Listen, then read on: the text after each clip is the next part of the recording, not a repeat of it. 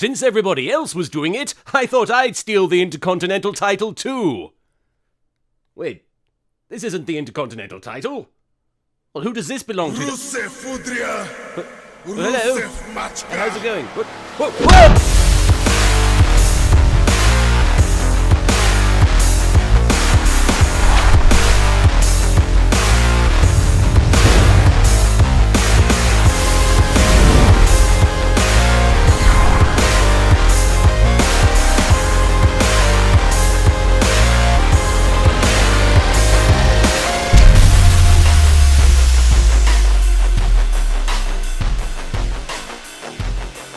Hello, my fellow marks, and welcome to intense pain and suffering, also known as the WWE product. My name's Martin, and that's why I kicked your leg out of your leg. Last week on Scenery Street, the show emanated from New Smarks, New Jersey. I only mention it because I assume it's not going to come up again for the rest of the show.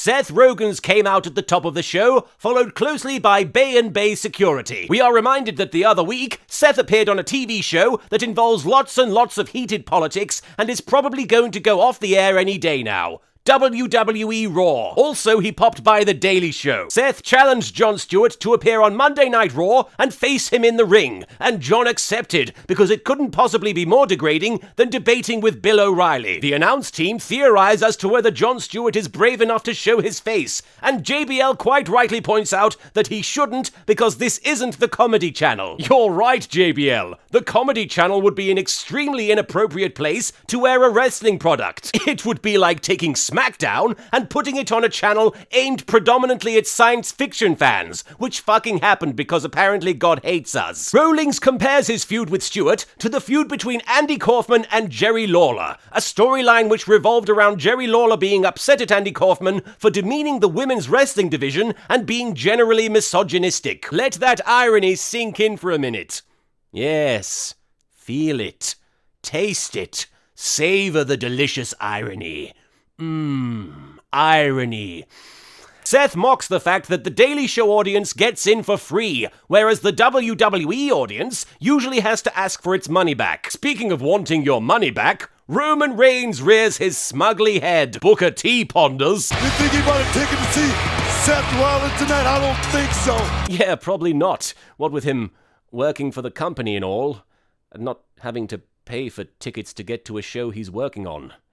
Because that would be idiotic. Whoa, man! Admits that he only came out to hear the audience chant "You suck," which, funnily enough, is the only reason I'll be tuning into the WrestleMania main event. Mr. Kipling claims that he can outwork anybody on the main roster. What? And that he can out-talk Jon Stewart. What? And that he's worth more money than Michael Jordan. Hey now, don't go comparing yourself to his airness. After all, Mr. Jordan was famous for hanging out with the Looney Tunes characters, whereas you... Suffering succotash, son! Right. He also claims to be able to out-eat Mark Henry, which is no small feat, as Mark Henry ate up more unnecessary TV time than all the Super Bowls put together. Roman sets phasers to smug and reminds Seth Rollins that he couldn't get the job done against Brock Lesnar at the Royal Rumble Parpava. And the crowd gets firmly behind the number one face in the company by chanting for a man who hasn't done anything resembling wrestling in at least a year. And then they stop chanting for the Big Show, and they start chanting for CM Punk. Seth Rollins teases cashing in his Money in the Bank contract at WrestleMania, suggesting that he could wait till after the main event is finished, and then take on whoever is left standing. A finish that would be almost identical to WrestleMania 9, except without the whole being utter shit thing. Roman thinks it very cowardly to attack somebody outside a predetermined wrestling match, so he attacks Seth Rollins outside of a predetermined wrestling match. Booker T's Seth Rollins fanfiction is rated M for mature. Yeah, he made his bed, now he's got to lie in it.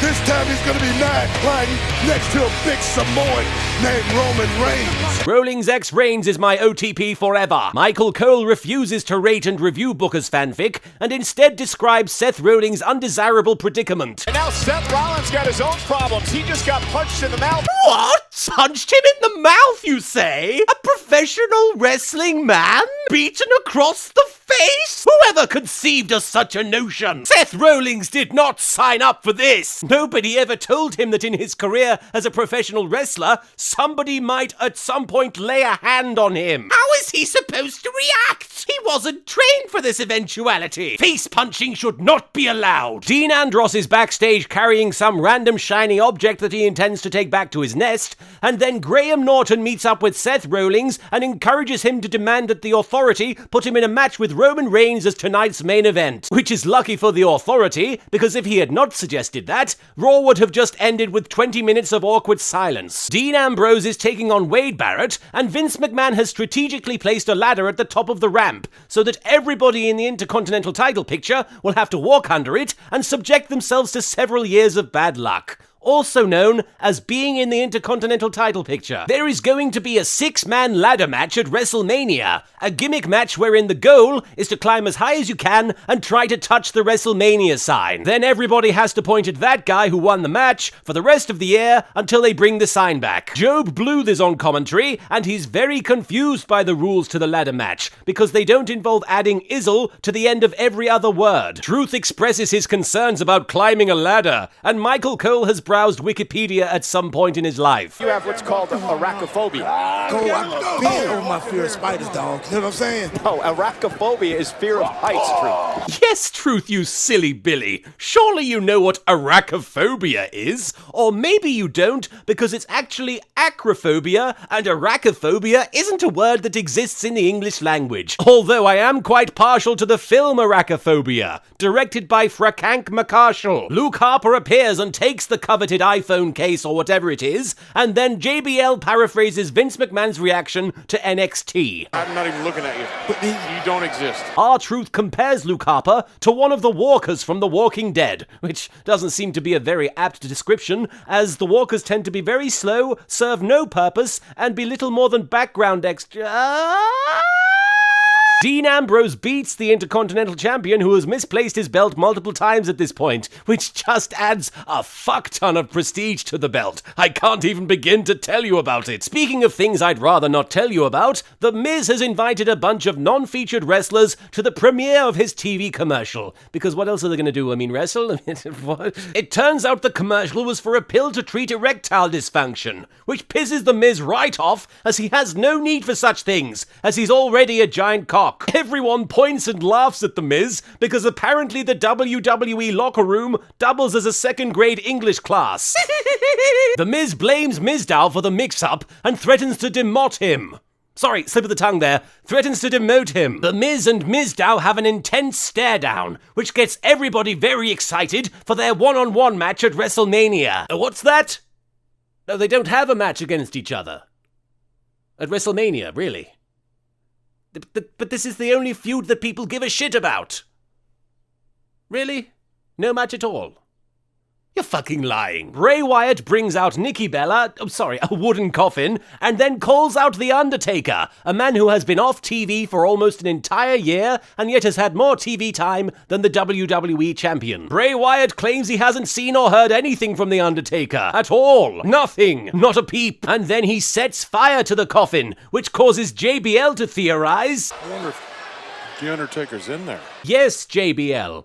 I also wonder if The Undertaker is in that coffin, even though Bray Wyatt just spent the entire promo telling us that he hasn't seen The Undertaker, and he's been working on that coffin for weeks, so you'd think he'd know if he was in there or not. But no, you're right, it's entirely plausible that The Undertaker activated his fucking cloaking device and transported himself in there during the promo. Just call him David The Undertaker Copperfield. You daft twat. The WWE is now the #1 sports channel on YouTube. In other news, the dictionary definition for the word sports has officially been thrown in the garbage, as has the definition for the word arachophobia, except that one was never in the dictionary as it doesn't exist, you daft twat. Cicero, the Milky Bar Kid, and Natalia take on the UFOs and Wyoming. Michael Cole encourages the internet to use the hashtag WWE Share Your Voice, mere weeks after the WWE mocked the internet for doing just that. Once again, Michael Cole insults my knowledge of Total Divas by reminding us that Natalya and Naomi used to be friends. What do I look like, some sort of Total Divas noob? Here, let me prove how familiar I am with the deep lore of Total Divas. In the beginning, there were only women, but from them sprang the race known as the Divas, a tribe of women who were capable of performing just as well as the men, but who were forbidden by the gods themselves to reveal this dark secret to the world. And so they were forced thereby to rely only on their charisma and their ha-has. Their leader, Queen Stratus, announced that she had grown tired of being plagued by the sinister beast known only as the Lawler, with its leathery skin and its cries of puppies in the dead of night. So she sought out two of their bravest warriors, Natalya and Naomi, to do battle with the perverted monstrosity. Natalya and Naomi enjoyed each other's company, as they both liked shoes and stuff like that. But unfortunately, their alliance would not stand the tests that were to come. To be continued. Jimmy and Jey Uso pay homage to their father Rikishi by being overshadowed by everybody else. And then the WWE hashtag gives Divas a chance by having Natalya tag in for 2 seconds before aggravating an injury and then crying when she loses. A small Irish bloke named Greg is returning to the WWE. Also Sheamus. John Cena heals a bunch of lepers on his way to the ring and then addresses the WWE Spooniverse. As we can see and hear, an audience divided. Tina Belcher is in attendance, and then John Cena explains that even though he was denied a rematch with Rusev, he still wants to be part of WrestleMania. So he enters himself into the Acolyte. Sorry, that's more of Booker T's fanfiction. He enters himself into the Andre the Giant Memorial shitstorm. Thank God! It's okay, everybody. We can uncancel WrestleMania. John Cena is going to be wrestling. John Cena says he wants to honor one of the greatest giants in WWE history, Triple H's ego. Stephanie McMahon comes out and accuses John Cena of trying to disparage the name of Andre the Giant, a noble and dignified man who was known for getting wasted before matches and telling horrendously racist jokes. Stephanie then shows us a photo of her sitting on Andre's lap at WrestleMania 1, shortly before Andre tried to drink her. Stephanie rubs it in that John was unable to defeat Rusev, and Cena responds by criticizing her farming technique. Steph, stop. Stop with the authority crap. Stop with the Rusev crap. Stephanie argues that John Cena doesn't define WrestleMania, nor does he define Arachophobia, you daft twat. And then Curtis Axel comes out and reminds everybody that he's been in the Royal Rumble match for about as long as Eric Rowan has been cutting his promo from mid-January's episode of Smackdown. Curtis Axel wants to be in the WrestleMania main event, even though he's already in the Andre the Giant Racist Memorial Battle Royal. He points out, however, that 2 victories is better than 1, which confuses the hell out of Booker T, as according to his arithmetic, 1 victory is at least 15 times better than 2 victories. Stephanie says that the only way John's going to get a match at WrestleMania is if he changes Rusev's mind, because if he changes his mind, John's the first in line, and then a match you'll see at the PPV. Stephanie then arranges a match between John Cena and Curtis Axel, and Curtis Axel does his best impression of Grandpa Terry by complaining about the young people these days and their tendency to wear hip-hop sneaker jeans. Cena wrestles Curtis for about 5 seconds before hitting him with his devastating fireman's carry finisher, and then finds he is unable to point at the WrestleMania sign. It's okay, John, it happens to every guy at some point. Just try taking some Niagara. I hear that clears the problem right up. Rusev arrives and cock teases everybody, telling John Cena that it's not like he wants to wrestle him or anything, baka. Earlier, Michael Cole had the opportunity to interview someone's 5th grade English teacher and the offspring of Yoda and Garth from Wayne's World. Michael asked for their opinion on the Sting situation, and they commented that they preferred his work with the police, but they appreciate all the environmental work that he's done since then. The official theme of WrestleMania is stuck in your head, and the only way to get it out out is to send Vince McMahon all of your money right now. The Cerebro assassin Triple H comes out to the ring and for a refreshing change talks about Sting. Have you noticed how two of the biggest matches at WrestleMania involve one person feuding with another person who never fucking shows up? I can't wait for the inevitable Brock Lesnar versus Sting feud where 90% of the build-up is just footage of an empty ring while the announcers insist that it's the most intense feud since Moppy versus Head. Triple says that when he beats Sting at WrestleMania, he will make it as though his career never existed, which is ironic because most WWE fans believe that this will be Sting's first match ever. Speaking of confused imbeciles, Booker T is called out to the ring by Triple H, who then proceeds to grill him about why he believes Sting never actually came to the World Wrestling Federaltainment. Booker T is just saying. But I'm just saying. Like I say, I'm just saying. And I'm just saying. I'm just saying. I'm just saying. Triple H fires Booker T, and then the WWE crowd shows its support for a man who was fired unfairly. And then they stop chanting for CM Punk, and they sorta kinda feel bad for Booker T. I'm just saying, Triple H channels Chancellor Palpatine. Control! Ultimate control! And then declares that he will put an end to Sting once and for all, which is actually highly unlikely, as if Sting's career survived TNA, he could probably withstand a nuclear blast. Paige. Oh, by the way, Booker T isn't actually fired, but more importantly, Paige. Michael Cole asks Booker T if he's going to be able to focus on the Divas match, and Booker seems somewhat distracted. For fuck's sake, Booker, focus on the Divas match! Show some respect! What kind of a man doesn't acknowledge the Divas matches? The Ella,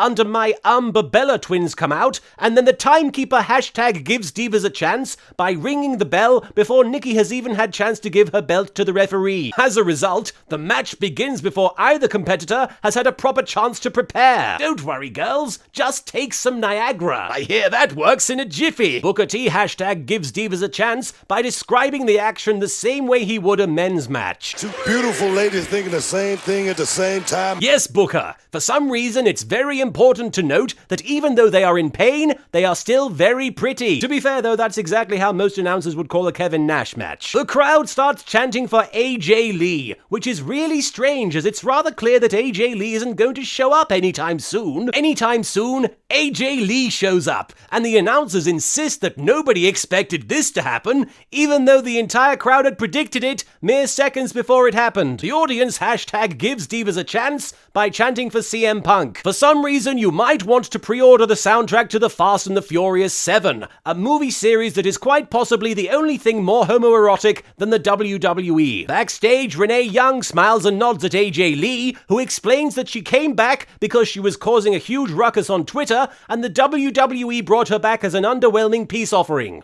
Oh wait, that would be the actual reason. The reason she gives is because she's kind of peeved at the Bella twins. Seth Rollins is hosting a shit version of The Daily Show, complete with a very obviously fake set and unnecessarily on-the-nose jokes. But at least he's not doing a silly British accent, because then it would be a right load of wank. Jon Stewart arrives, and even though the WWE has been telegraphing his appearance for the last 3 weeks, people are still more surprised to see him than they were AJ Lee. Jon Stewart is apparently from New Jersey. I'm from New Jersey. Right, so now that we've got that established... He's from New Jersey. Let me say this about New Jersey. This is New Jersey. Yes, okay, you've made your point. Now... New Jersey! New Jersey! New Jersey! We get it! You're from New Jersey! New Jersey is a place that exists! Now, do you have anything worthwhile to contribute to the televisual wrestling program? I'm from New Jersey.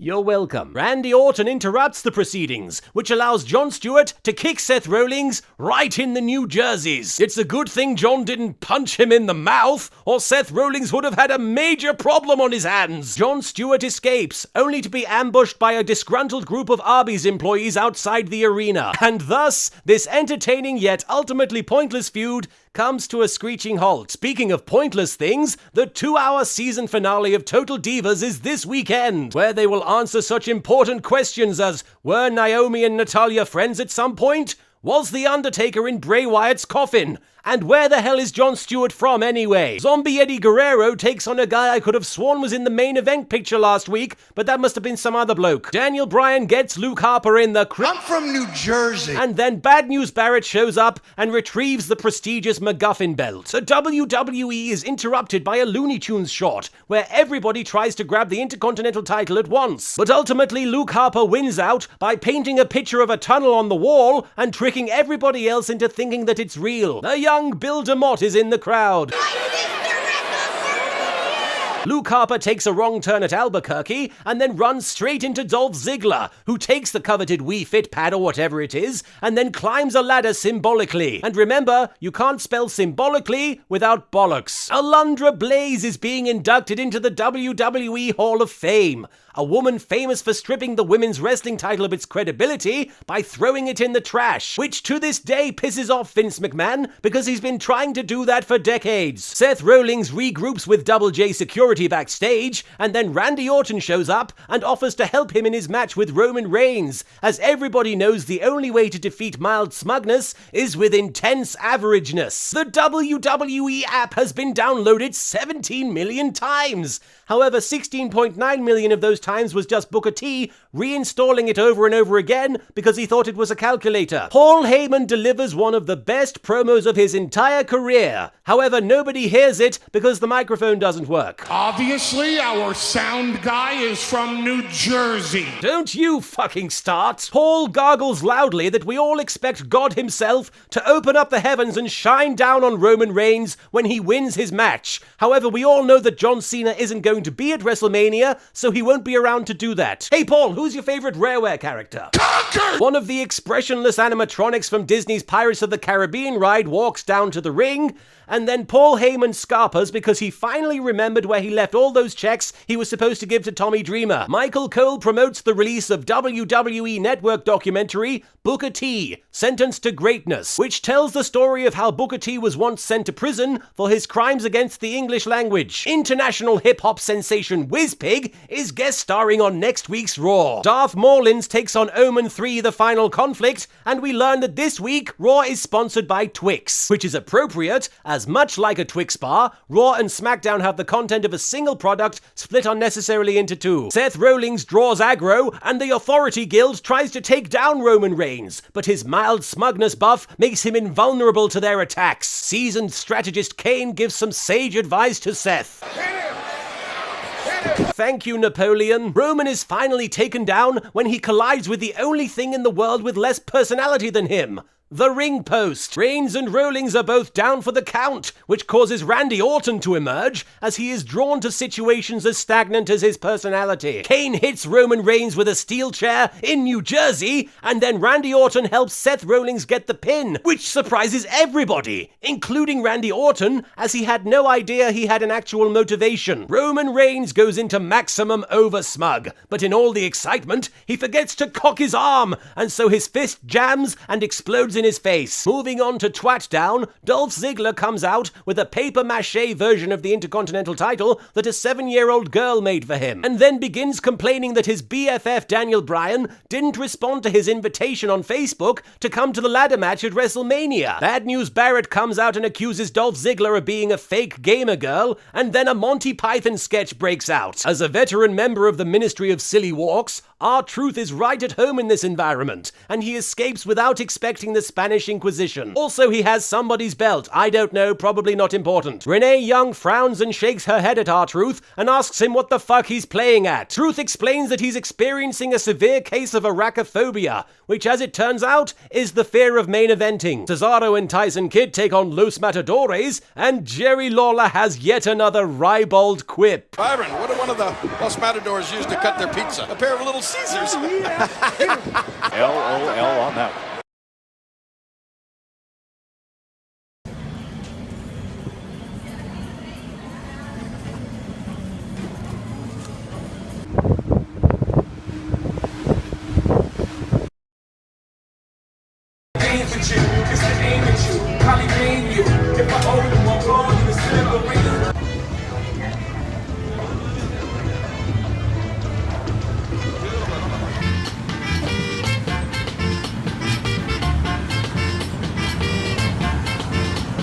Oh, that was actually very racist. LOL on that one. Kane and Big Show are having marital problems backstage, and then they both enter themselves into the Andre the Giant Memorial No Items Fox Only Final Destination. Big Show claims he's going to win the trophy, take off its head, and replace it with his own, and call the match the Big Show Memorial Battle Royal, which would suggest that Big Show is aware that his career's been over for several years. Big Show, stop disrespecting the dead. Let them rest in peace. I'm having fun. The WWE accidentally broadcasts one of Vince McMahon's porno tapes, featuring Ryback taking on Big Show and Kane in thick, meaty succession. The Andre the Giant Memorial Trophy is at ringside, causing Jerry Lawler to point out that it's almost as tall as Andre himself. It's also at least twice as mobile. Big Show gets the cop-out punch on Ryback and obtains the victory. Byron Saxton understands the challenge that Ryback faced. It's one thing to get Big Show, it's another to get a motivated and angry Big Show. Indeed. Now, if only we were watching that Big Show instead of this bored, unmotivated version. Bray Wyatt hopes Undertaker Senpai will notice him. Shame is coming back to the WWE.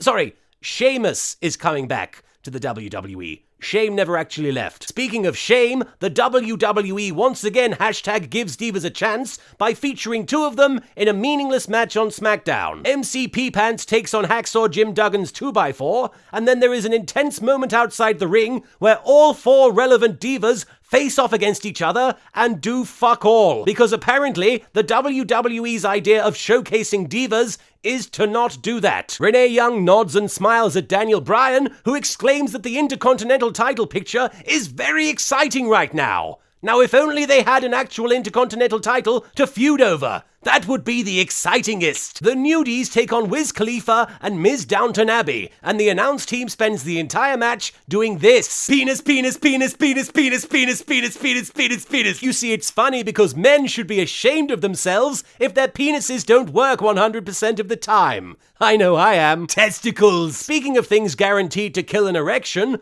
half-naked Vince McMahon. A Brock Lesnar video package shows up, gets into an altercation with a Vince McMahon video package, and then leaves in a huff, threatening to violate its contract video package. These video packages, eh? Always so egotistical. Siren Baxton interviews a Roman Reigns DVD box set, but he can't get it to come off the main menu, so it keeps looping the same boring footage over and over again. Oh wait, no, that's an actual interview with Roman Reigns.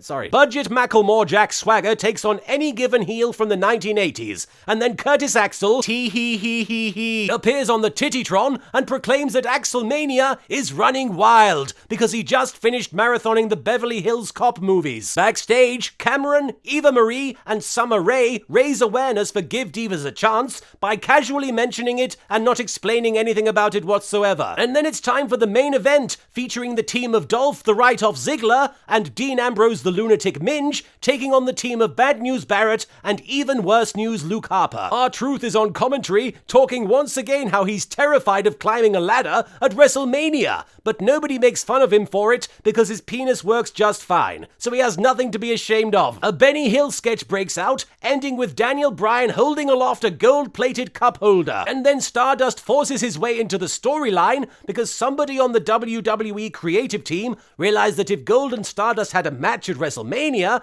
it wouldn't allow for the Big Show's brisk 10-minute walk down to the ring before the Andre the Giant Battle Royal. That's it for this week's Remark, but be sure to tune in next week where we learn that as a result of Jon Stewart kicking him in the balls, Seth Rollins is now impotent, so we should all laugh at him. Penis, penis, penis, penis, penis, penis, penis.